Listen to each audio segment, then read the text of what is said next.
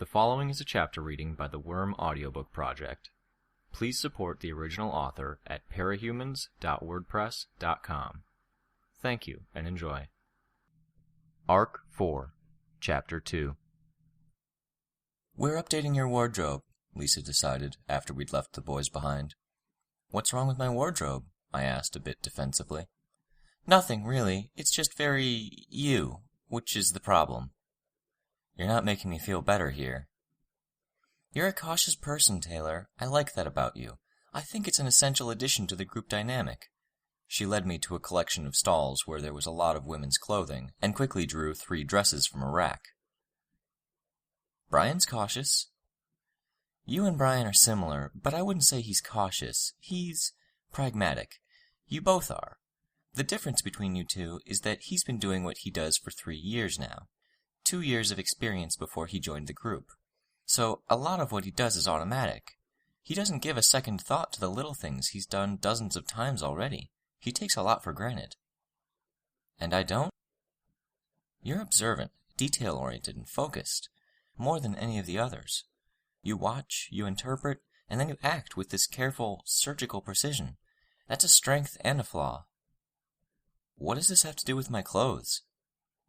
"Your personality is reflected in your fashion choices. Muted colors, brown, gray, black, white. If you're wearing something with color to it, you're wearing it under a sweatshirt, sweater, or jacket. Never anything that would stand out, never showing much skin. While most people our age are picking clothes with the intention of defining an identity for themselves, fitting into a clique, you're focused on staying out of sight and not attracting attention.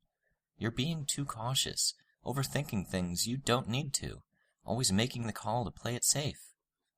"And you want to change that," I sighed. "I'm suspicious you're capable of surprising everyone, yourself included, when you drop your guard, start being bolder and improvise. Not just when circumstances force you to. I'm not just talking about clothes, you know." I kinda got the drift. "More to the point, I'm seeing you alternate between the same 2 pairs of jeans every day, when you got a paycheck for $2,000 5 days ago. If I don't make you buy clothes, I don't think you're going to." "My dad will wonder where I got them," I protested as she folded a pair of blouses over one of my arms. "You borrowed them from me. Or they don't fit me anymore and I gave them to you. Or you can keep them at our place and leave him none the wiser." "I don't like lying to my dad." She ushered me into a curtained-off area that served as a change room. Through the curtain, she told me, "I envy you that. But if he hasn't figured out the reason your wardrobe has shrunk so much, chances are he's not going to notice if you have some new clothes." I was halfway through pulling off my shirt when that sunk in. "What are you talking about?" "Come on, Taylor. I'd suspect you had some problems going on even without, a little bird whispering in my ear." I hurried to pull on the first dress in the pile, then opened the curtain. "You're going to have to be a little more specific before I can confirm or deny anything." "Not that one," she waved at the dress, a plaid number, predominantly red and white. Annoyed, I shut the curtain. From the other side of the curtain, she explained, "At first I thought your dad was abusing you, but I dropped that line of thinking pretty quick after I heard you bring him up in conversation. It had to be a major part of your life that's sucking, though, and if it's not home, then it's got to be school. Brian and Alec pretty much agree with my line of thinking." "You talked about it with them?" I dropped my hands from the buttons of the dress and let my head thunk against the shaky plywood wall of the change room. "It came up when we were talking about you joining the group, and we never 100% dropped the subject. Sorry. You're new, you're interesting, we talk about you. That's all it is." I finished doing up the buttons of the dress and opened the curtain. "Ever think I didn't want you prying?" She undid the top button. "What you want and what you need are 2 different things. Cornflower blue is a keeper. Throw that one over the top." She pushed me back inside and shut the curtain. "What I need is to keep—" I struggled to find a way of wording things that wouldn't raise red flags for any eavesdroppers. "These 2 major parts of my life separate. The suckish part and the non-suck part." "Sure, let's go with that." I found a top and a pair of low-rise jeans in the pile of clothes. "I could help make the suckish parts suck less," she offered. I swear my blood turned cold in my veins. I could just see her showing up at school, taunting Emma. I think the prospect of facing down Glory Girl again would spook me less. I struggled to do up the top button of the jeans, which wasn't made any easier by my agitation. It took 30 seconds to get the button done up, and I swore under my breath the entire time. Where in the world had Lisa found jeans that were this tight on me? When I had them on, I opened the curtain and confronted her face to face. "Having me try on clothes is fine," I told her, doing my level best to keep my voice calm. "But you interfere directly in my problems, and I'm gone." "Just like that?" "Just like that," I said. "I'm sorry." She looked a little hurt. "Fine." Pouting a little, she waved a hand in the general direction of my clothes. "What do you think?" I tried to adjust the collar. I liked the abstract design on the right side of the shirt, but the V-neck collar came to a point near where my rib cage ended and my stomach began. "Top is cut too low. Jeans are too tight." "You need to get used to showing some cleavage. Like I said, be bold in your fashion choices." "I'd be fine with showing some cleavage if I had anything to show," I pointed out. "You're a late bloomer?" she tried. My mom was a B-cup, and not always then, depending on the brand of the bra. And that was after she went up a partial size being pregnant with me. That's fucking tragic. I shrugged. I'd been resigned to being broomstick thin and flat as a board pretty much from the point I'd started puberty. I just had to look at the genetics on either side of my family to know what I was in for. "And my condolences about your mom. I didn't know." "Appreciated," I sighed. "I'm vetoing the shirt." "Fine, you're allowed, but we're keeping the jeans. They show off your figure." "The figure of a 13-year-old boy," I groused. "You're taller than a 13-year-old boy. Don't be silly. Besides, whatever you look like, whatever your body type, there's bound to be someone out there who thinks you're the hottest fucking person they've ever seen." "Fantastic," I mumbled. "There's a sketchy pedophile out there with my name on him." Lisa laughed. "Go try something else on, but throw the jeans over the top. I'm buying them for you, and if you never wear them, I'll have to be content with you feeling guilty about it." "Find me the same jeans one size larger, and I'll wear them," I negotiated. Then, before she could protest, I added, "They're going to shrink in the wash." "Point, I'll go look." Things continued in that vein for a little while, with Lisa doing a little shopping for herself, too. We stuck to talking about the clothes, and it was clear that Lisa was carefully avoiding the earlier topic. When we finished, the woman at the cash totaled it up on a notepad and passed the slip of paper to us. $460. "My treat," Lisa said. "Are you sure?" I asked. "A bribe in exchange for your silence," Lisa winked at me. "About?" She glanced at the cashier. "After." It was only after we'd left the stall well behind, the pair of us laden down with bags, that Lisa elaborated. "Do me a favor, and don't go telling the gang how badly I let things slip, as far as Panacea being one of the hostages. If they ask outright, you can say, I won't ask you to lie. But if they don't ask, maybe don't bring it up?" "This is the silence you're buying?" "Please?" "All right," I answered. I would have without the gift of clothes, but I think she knew that. She grinned. "Thanks.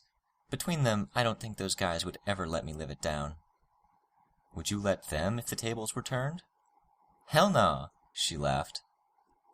"That's what I thought." But about our earlier conversation, last I'll say on the subject tonight, promise. If you ever decide you do want me to directly interfere in any of your personal stuff, just say the word. I frowned, ready to be annoyed, but I relented. It was a fair offer, not pushing anything. "Okay, thank you, but I'm fine." "Then that's settled. Let's go eat." Fugly Bob's was fast food of the most shameless kind, sold out of a part restaurant, part bar, part shack at the edge of the market, overlooking the beach. Anyone who lived in the area had probably eaten there once at some point. Anyone with any sense then waited a year to give their hearts a chance to recuperate. It was the sort of place with burgers so greasy that if you ordered takeout, you could see through the paper bag by the time you got home. The specialty burger was the Fugly Bob Challenger. If you could finish it, you didn't have to pay for it. It probably went without saying that most people paid.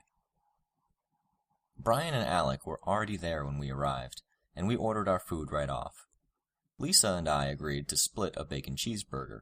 Brian ordered a portobello beef double-decker, and Alec matched him with a hideous Bob, Fugly Bob's interpretation of a Big Mac. None of us were hungry, brave, or dumb enough to order the Challenger. Brian and Alec had been sitting outside so they could spot us when we arrived. After a brief debate, we agreed to stick to the table they'd been sitting at. It was by the window, so we could see the TV. It was still cool enough that most people had ventured indoors. The only others outside were some college-aged guys, and they were sitting on the opposite end of the patio, occupied with beer and the game on the TV. The primary benefit was that we had enough privacy to talk. "I don't want to be a nag," Brian said, eyeing the pile of bags. "But I did say you shouldn't spend so much so soon after a caper. It's the kind of thing cops and capes watch for."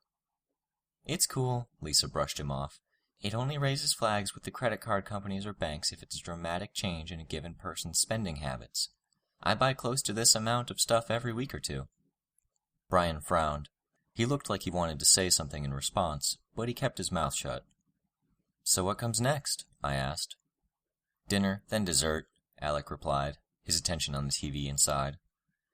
"I meant in terms of our," I lowered my voice, "illicit activity." A quick double check showed the college guys at the far end of the patio were still engrossed in the game. I couldn't make out anything they were saying, and they were being loud, so I was pretty sure they couldn't hear us. "Is there anything you want to do?" Brian asked me. "Something less intense," I decided. "I'm kind of feeling like I jumped into the deep end of the pool without entirely knowing how to swim. I'd prefer to get to know my powers better in the field, figure out how to deal with situations, before I'm up against people like Lung and Glory Girl, who are literally capable of tearing me limb from limb." "Huh, something easier then." "If Rachel was here, she'd be calling you a wuss again," Alec commented.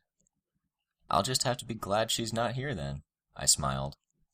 Our food arrived, and we used extra plates to divvy up our individual side orders, so we all had a little bit of each. That left each of us a mix of fries, sweet potato fries, onion rings, and deep-fried zucchini on an individual plate. The sides alone would have been more than enough raw food stuff for a meal on its own, but there were also the burgers themselves, each large enough to take up nearly an entire plate. Lisa and I cut the bacon cheeseburger in half, and we each took a portion. "I guess you're not the type that gains weight," Lisa eyed me. "I have to work to put it on." "Damn it," she grumbled. "If it's any consolation," I said, after taking a bite and wiping my mouth with a napkin, "this is going to be hell on my skin." "That does help," she grinned. Alec rolled his eyes. "Enough with the girl talk." "What do you want to talk about then?" Lisa asked him. He shrugged and took a bite of his burger. I had a suggestion. "I know it's kind of cliché, but when people with powers get together, isn't it kind of standard to share origin stories?" Apparently, I couldn't have picked a better way to kill the conversation. Lisa turned away, for once without a smile on her face. Brian and Alec gave me strange looks, not saying anything. "What?" I asked. I double-checked that there was nobody in earshot. "What did I say?"